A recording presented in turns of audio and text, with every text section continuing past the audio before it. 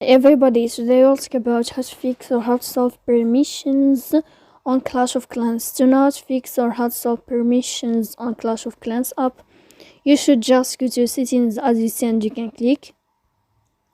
After that, you can click on apps, default apps, app settings.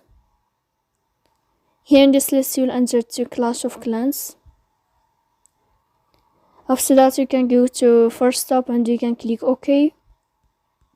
Here we'll enter to your storage. Then you can click clear cache. Don't click clear data because that can cause you errors in your app. In the end, you can turn off your phone and you can wait a moment to turn on your phone again to fix that problem. So please don't forget to support us by like and subscribe. See you next time in another video, and thank you for your attention and your watching.